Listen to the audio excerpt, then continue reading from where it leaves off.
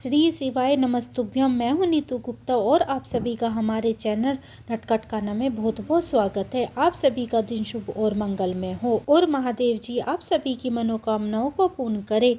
आज आप सुनिएगा फागुन मास महात्म्य का 23वां अध्याय। श्री मार्कंडे जी कहते हैं, हे युधिष्ठिर, सप्त सरावक्त नाम से प्रसिद्ध एक गंधर्व था जो भगवान शिव के सुयश का गान किया करता था। वह गाने बजाने की विद्या में बड़ा निपुण था, परंतु कुछ काल के बाद उसे मदिरा पीने की लत पड़ गई और वह उसी अचित रहा करता था। काम पीड़ित एवं काम मोहित होकर उसने भगवान शंकर की उपासना त्याग दी और वह भक्ष्य भोज्य के सेवन में ही आसक्त रहने लगा। इस प्रकार कुछ काल व्यतीत होने पर गंधर्व उमापति महादेव जी के दर्शन करने के लिए कैलाश पर्वत पर गया। उसे शिव भक्ति से विमुख हुआ देखकर नंदी ने शाप दिया, अरे तू अपने पाप के प्रभाव से चांडाल योनि में जन्म ले। तब गंधर्व ने कहा, महाभाग, मुझे इस मिले शाप का अंत कब होगा? इसका निश्चय भी आपको कर देना चाहिए। तब नंदी बोले, व्यक्तिपात योग आने पर जब नर्मदा नदी के स्नान करके महेश्वर की पूजा करोगे तब शाप का अंत होगा और तुम पुनः यहाँ आ सकोगे। यह सुनकर वह गंधर्व वहाँ से चला गया और चंडाल योनि को उत्पन्न हुआ। उस योनि में भी उसे अपने पूर्व जन्म का स्मरण बना रहा और वह तीर्थ यात्रा के प्रसंग से पर्वत, वन और कानों सहित संपूर्ण पृथ्वी पर विचरण करने लगा।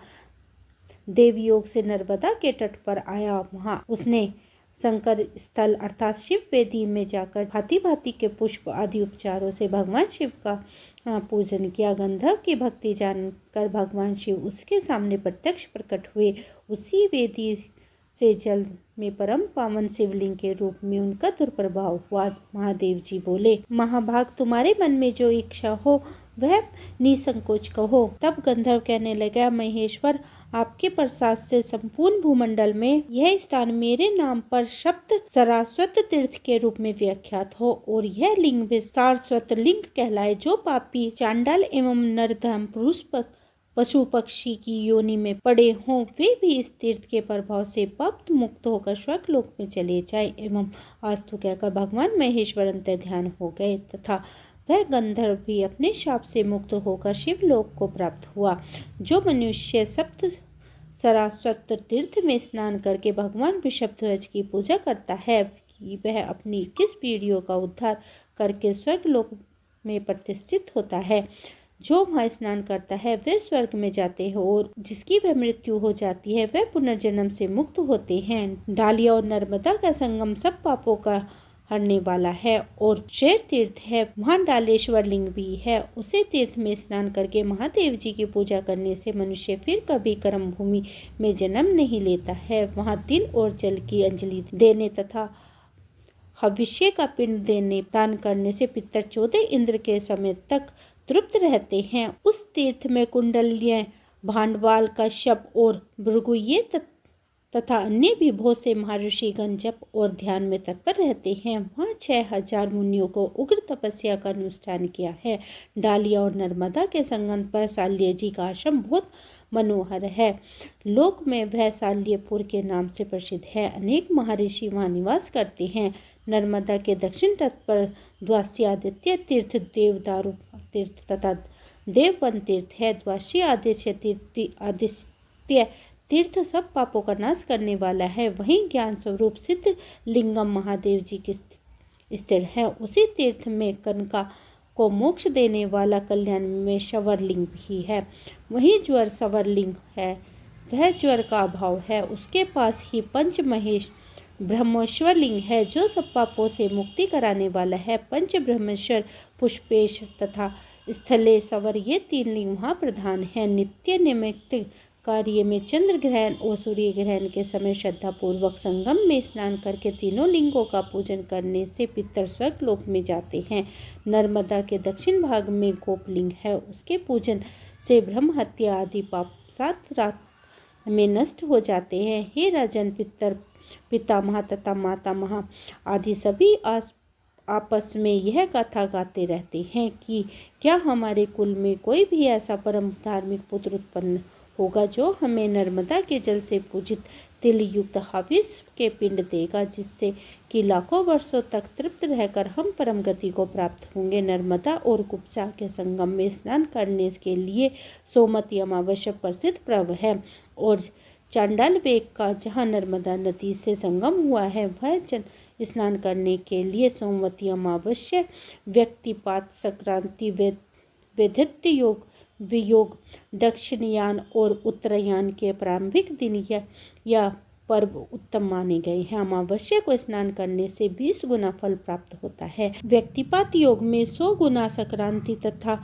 वैधत्य योग में 50 गुना और सोमवती एवं चंद्र ग्रहण के समय कुरुक्षेत्र से 100 गुना पुण्य होता है। यह साक्षात महादेव जी का कथन है।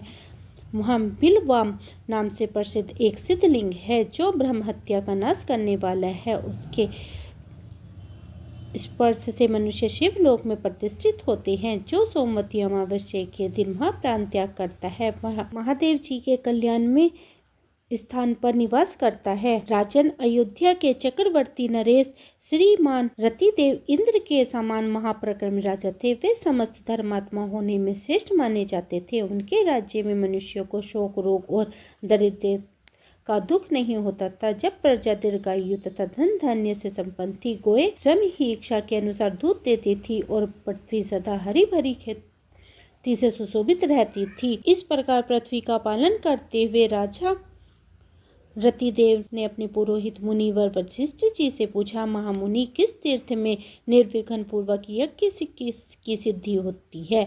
तब मुनिवर वशिष्ठ ने कहा, राजन, पुराण में सब तीर्थों से बढ़कर उत्तम तीर्थ उसी को बताया गया है जहाँ नर्मदा नदी बहती है। तब राजन ने वक मंत्री और पुरोहित को आज्ञा देते हुए कहा, यज्ञ का सामान शीघ्र ही तैयार किया जाए। इसके बाद दूतों को अलग अलग देशों में शीघ्र जाने की आज्ञा देते हुए कहा, समस्त राष्ट्र में यह घोषणा करा दी जाए कि सब राजा मेरे यज्ञ में पधारे।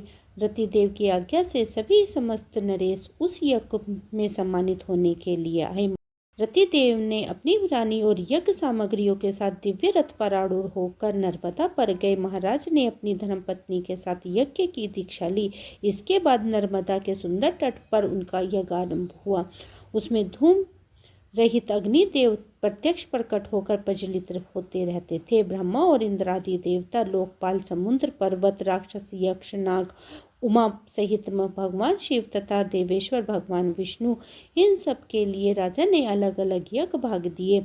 श्री मार्कंडे जी कहते हैं, शालीग्राम क्षेत्र में हरिकेश नाम से व्याख्यात एक श्रेष्ठ ब्राह्मण रहते थे। वे शिला और उच्च व्रतता से जीवन निर्वाह करते थे। बड़े ही धर्मात्मा और सत्यपरायण थे। उनकी धर्मपत्नी ब्राह्मणी भी उत्तम व्रत का पालन करने वाली और यशस्वी पतिव्रता, परम सौभाग्यवती और पति सेवा में संलग्न रहने वाली थी। वह स्त्री समय पर रजस्वला हुई और ब्राह्मण ने ऋतु काल में उसके साथ सहवास किया। ब्राह्मणी के गर्भ से 100 पुत्र उत्पन्न हुए। वे सभी कपिला आयु में रहते थे। ब्राह्मण देवता शिलोव्रता के प्रयोग से एक प्रस्त अन्न प्रतिदिन उपचरण करते थे। इससे उनके बच्चे भूख से दुर्बल होकर बड़े करुणा स्वर में रोते रहते थे। बालकों को भूखा देखकर माता शोक और पीड़ा से व्याकुल रहती थी। एक दिन वह अत्यंत दुखी से कतार होकर पति से बोली, आर्य पुत्र, बूढ़े माता पिता, साध्वी पत्नी और छोटे अवस्था वाले बालक, इन सब का प्रयत्न पूर्वक भरण पोषण करना चाहिए। यही सनातन धर्म है।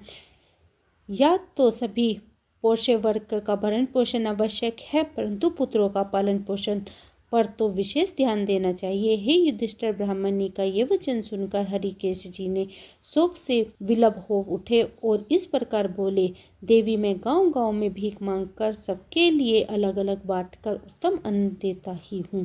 दूसरी कोई वृत्ता करता नहीं, फिर अधिक धन कहाँ से लाऊं?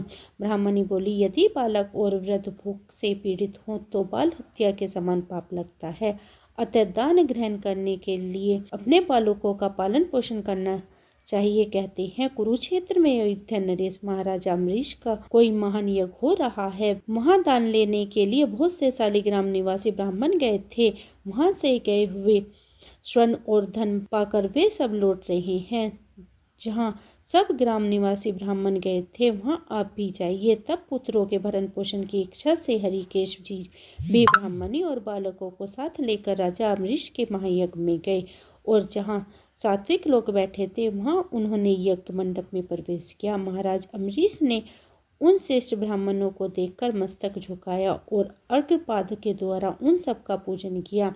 इसके बाद उन्होंने पूछा, विप्रेवर, आप पत्नी और पुत्रों के साथ यहाँ किस लिए आए हैं? अपने आतिथ्य के समय यह पादपर्ण किया है, अतः जो उचित एवं आवश्यक वस्तु हो उसे मांगिए। तब ब्राह्मण ने कहा, राजन, आप मेरे एक एक पुत्र को 100 वर्षों की जीविका के लिए पर्याप्त धन दीजिए। साथ ही यज्ञ और होम के लिए उत्तम धेनु तथा स्वर्ण से के भार से विभूषित 1000 गाय प्रदान कीजिए। इसके अतिरिक्त 1 करोड़ स्वर्ण मुद्राएं तथा उत्तम उत्तम वस्त्र और आभूषण अर्पण कीजिए। ब्राह्मण की यह बात सुनकर महाराजा अम्बरीश ने बड़ी श्रद्धा के साथ वह सब कुछ उन्हें समर्पित किया और अपनी सवारी से उन्हें शालिग्राम स्थान पर पहुंचा दिया गया। इस प्रकार उस महायज्ञ को परिपूर्ण करके वे राजऋषि दीर्घ काल तक देवताओं की भांति आनंद भोगते रहे। इधर हरिकेश ब्राह्मण अपनी पत्नी और पुत्रों के साथ अनेक प्रकार के भोग कर कालांतर में मृत्यु को प्राप्त हुआ। मरने के बाद उन्हें निर्जन मारुत प्रदेश में ब्रह्म राक्षस होना पड़ा। राजा का प्रतिग्रह दोष युक्त होता है, उसे लेने से फिर मानव जन्म दुर्लभ हो जाता है।